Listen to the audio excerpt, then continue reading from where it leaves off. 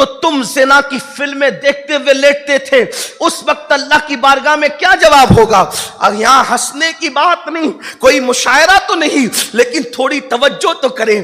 کتنا دین کو کھلواڑ سمجھو گے، کتنا دین کو تماشا بناؤ گے؟ سوچو کہاں وہ معصوم جان، اللہ اکبر، جس کو خدا عرصہ دراز تک چوتھے آسمان پہ اٹھا کر کے رکھتا ہے. اندازہ فرمائے، اور قریب قیامت اسلام کی حقانیت کے اعلان کے لیے انہیں پھر زمین پر بھیجا جائے گا، اور پھر اللہ اکبر گنبد خضرا میں انتظار ہے زمین کو کہ حضرت عیسیٰ اس مقدس زمین پر رسول اللہ کے پہلو میں آرام کریں گے. وہ عیسیٰ کلمت اللہ روح اللہ. ایک سوال کے جواب میں خون کی فوارے بال بال سے نکل پڑے. اپنے آپ میں ڈوب کر سوچو، ارے نہیں مولانا، اللہ رحمان و رحیم ہے، ستار و غفار ہے. میں کہتا ہوں کیا یہ اللہ رحمان و رحیم ہے حضرت عیسیٰ کو پتا نہیں ہے؟ نفسی نفسی کہنے والوں کو پتا نہیں ہے؟ اللہ اکبر. میرے امام کہتے ہیں کس بلا کی میں سے ہے سرشار ہم، دن ڈھلا ہوتے نہیں ہوشیار ہم. اللہ اکبر. اپنی ستاری کا یا رب واسطہ ہو نہ رسوا برسرے بازار ہم. ذرا غور تو فرمائیں، دنیا کے امتحان میں اگر ناکام ہو گئے تو پھر کامیابی کے چانسز ہے، مگر اللہ کے امتحان میں ناکام ہو گئے تو بتاؤ کیسے کامیابی ملے گی؟ کون کامیاب کرائے گا؟ اللہ پاک ارشاد فرماتا ہے ہم اس ماحول میں تم سے تمہاری جوانی کے بارے میں پوچھیں گے. اللہ اکبر. جوانی اللہ کو پسند، جوان اللہ کو پسند، جوانی بڑی قیمتی ہے. اللہ اکبر. اور جوانی کے بارے میں مولائے کائنات سید السادات سیدنا علی مرتضیٰ کرم اللہ تعالی وجہ الکریم ارشاد فرماتے ہیں جوانی کی ایسے ہی قدر کرو جیسے کسی شریف مہمان کی عزت کرتے ہو. ہر شریف مہمان جانے کے لیے آتا ہے، ایسے ہی جوانی بھی جانے کے لیے آتی ہے. اور مہمان 3 دن تک رہتا ہے، 3 دن سے زیادہ نہیں رہتا، اور جو 3 دن سے زیادہ رہتا ہے وہ مہمان نہیں ہو سکتا. بلا تمثیل اللہ اکبر. مہمان 3 دن تک رہتا ہے، اور جوانی صرف 30 سال رہتی ہے. 16 سال سے شروع ہوتی ہے، 46 اور 50 سال کے آنے تک انسان کو ختم ہو جاتی ہے. اللہ اکبر. اس جوانی کے بارے میں خصوصیت کے ساتھ سوال ہوگا. اسی لیے جوانوں کو ٹارگٹ کیا جاتا ہے، جوانی کو ٹارگٹ کیا جاتا ہے، اور اسلام دشمن طاقتیں بالخصوص جوانوں کو ٹارگٹ کر کے ان کو جرائم میں مبتلا کرنا چاہتی ہے، ان کو گناہ میں مبتلا کرنا چاہتی ہے. جانتی ہے دنیا کہ مکے کی سرزمین پر آخری نبی نے جو انقلاب پیدا کیا تھا وہ بڈھوں سے نہیں پیدا کیا تھا بلکہ جوانوں سے پیدا کیا تھا. اسی لیے تو آقا ارشاد فرماتے ہیں لوگوں جوانوں کی قدر کرو.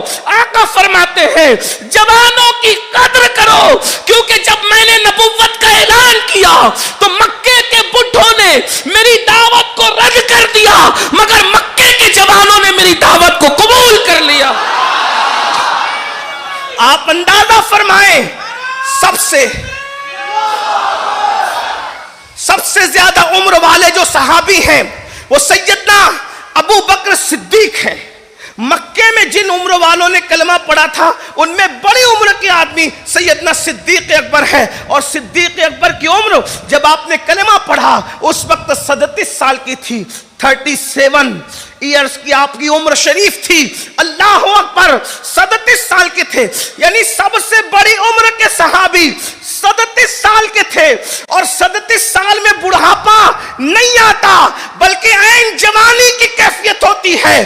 اللہ اکبر. سیدنا سعد ابن ابی وقاص فرماتے ہیں احد کی جنگ میں نے سینے پہ جو تیر روکے تھے اس وقت میری عمر 16 یا 17 سال کی تھی، اور میرے چہرے پر ابھی داڑھی کے بال نکلنا شروع بھی نہیں ہوئے تھے. اللہ اکبر. ہر صحابی جوان تھا. اللہ اللہ. جانتے ہو جس بلال نے سینے پر پتھر لیے تھے وہ بلال حبشی بھی جوان ہے، حضرت سعد بھی جوان ہے، حضرت سعید بھی جوان ہے، طلحہ و زبیر بھی جوان ہے، عثمان ابن عفان بھی جوان ہے، عمر ابن خطاب رضی اللہ تعالیٰ عنہ 27 سال کے جوان ہیں، یہ سب کے سب جوان تھے. اللہ اکبر. دنیا جانتی ہے جوانوں سے انقلاب آیا. اب وہ ہمارے جوانوں کو وہ جوانی نہیں پانے دینا چاہتے جو جوانی صدیق اکبر کے پاس تھی، وہ جوانی جو فاروق اعظم کے پاس تھی. اے میری قوم کے جوانوں، اگر قوم کی بیٹیاں بھی سن رہی ہیں تو ماں اور بہنوں سے بھی میری گزارش ہے، مرد کی جوانی ہو یا عورت کی جوانی ہو، جوانی بہت قیمتی ہے. اللہ اکبر. اللہ کے رسول صلی اللہ علیہ وآلہ وسلم ارشاد فرماتے ہیں، ذرا دھڑکتے دل سے اس حدیث کو سن لے. آقا ارشاد فرماتے ہیں، جو جوان حرام کاموں سے بچے، جو جوان حرام کاموں سے بچے اور فرض کاموں پر لگ جائے، عبادت کرے، اللہ پاک اسے 70 صدیقوں کے برابر ثواب عطا فرماتا ہے. ایک دو صدیق نہیں، 70 صدیقوں کا ثواب. اور صدیق کسے کہتے ہیں؟ ولی سے بڑا مرتبہ صدیق کا ہے، شہیدوں سے بڑا مرتبہ صدیق کا ہے. مرتبہ نبوت کے بعد سب سے بڑا مرتبہ اگر اسلام میں کسی کا ہے تو نبوت کے بعد صدیقیت ہے. لوگ ولی بننے کی بات کرتے ہیں، ارے جوانی کی راتوں کو حرام کاموں سے بچا لو اور حلال کرنے لگ جاؤ. ایک دو نہیں، 70 صدیقوں کا ثواب کی بشارت دی جا رہی ہے.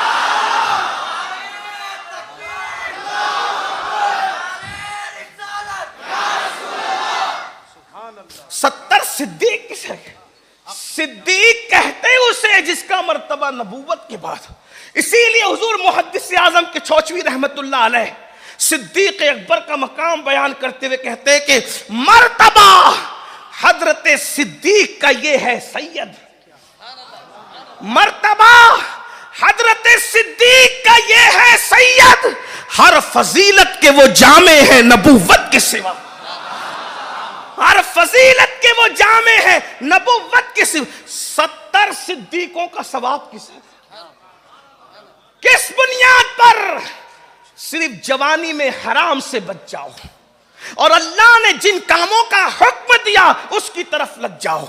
بچ جاؤ حرام سے، یعنی اپنی نگاہوں کو حرام دیکھنے سے بچاؤ، اپنی زبان کو حرام بولنے سے بچاؤ، اپنے کانوں کو حرام سننے سے بچاؤ، اپنے پیٹ کو حرام لقمے سے بچاؤ، اپنی زبان کو حرام چیزوں سے بچاؤ.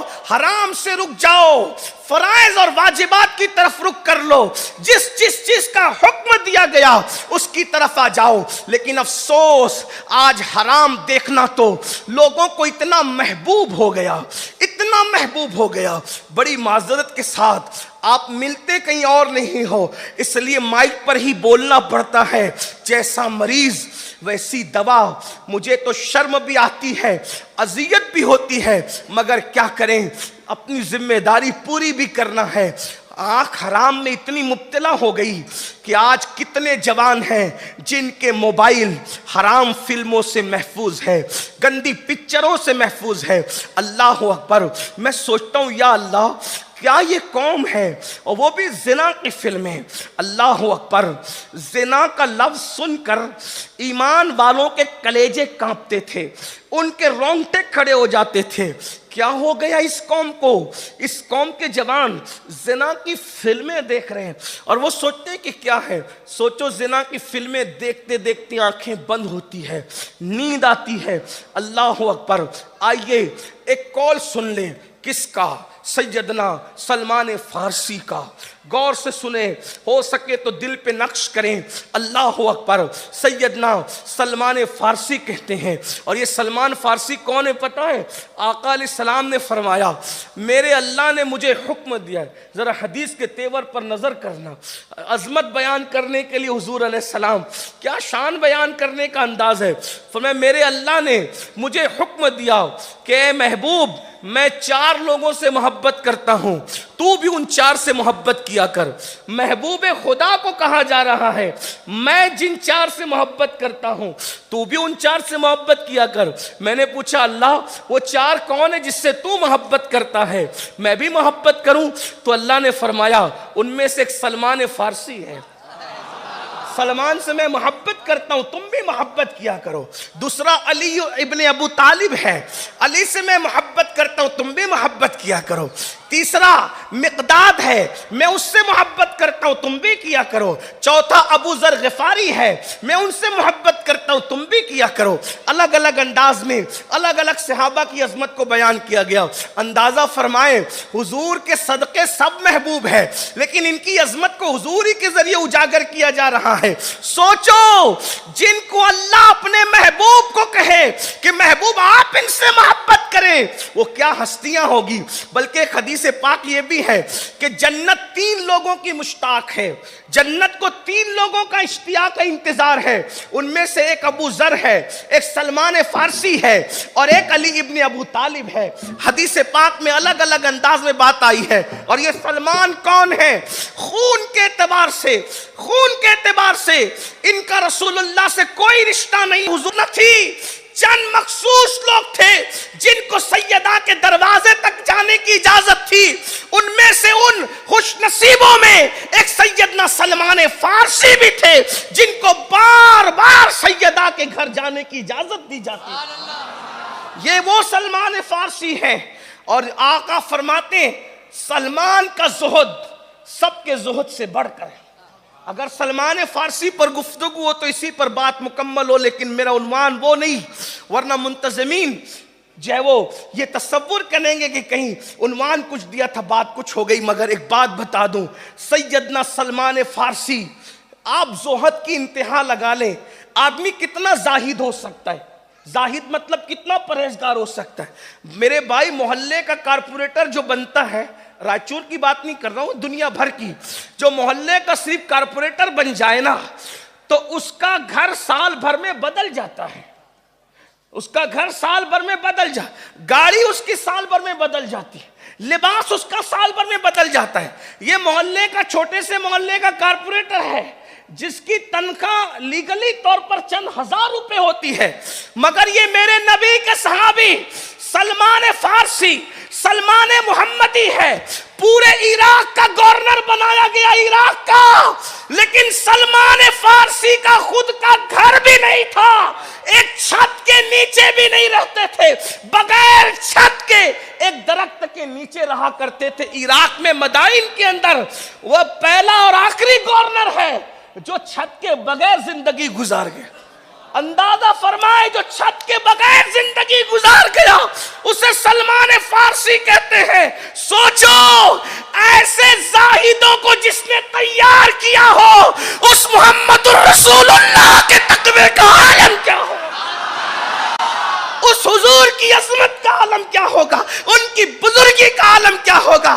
اللہ کا کبھی توفیق دے تو سیدنا سلمان فارسی پر گفتگو ہو سکتی ہے, لیکن بات اتنی عرض کرنے چلا تھا, وہ سلمان فارسی جس نے عراق کا گورنر بننے کے بعد بھی صرف ایک درخت کے نیچے زندگی گزاری, اور تہبند ہوتی تھی, تہبند لنگی جس کو آپ کہتے ہیں, اوپر کپڑا بھی کبھی ہوتا تھا کبھی نہیں ہوتا. یہ گورنر ہے پورے عراق کا. سوچو, زہد کی کبھی لا سکتے ہو مثال. لوگوں نے عمارتوں میں عجائب بنائے, بولے یہ فلاں ملک میں عجوبہ, یہ فلاں ملک میں, یہ فلاں ملک میں, اور دنیا کے کتنے عجوبے, کتنے 7 عجوبے دنیا کے. کہا ان عمارتوں جیسی کوئی نہیں ہو سکتی. میں نے کہا لوگوں نے عمارتیں عجوبے کے طور پہ بنائے ہیں, رسول اللہ نے عجائب کے طور پہ افراد بنائے. ہاں, اب ان عمارتوں کی طرح کوئی عمارتیں تو بن سکتی ہے, لیکن وہ عجائب جو شخصیات کی شکل میں مصطفیٰ جان رحمت نے پیش کیے تھے, آج بھی آسمان ان کو تک رہا ہے.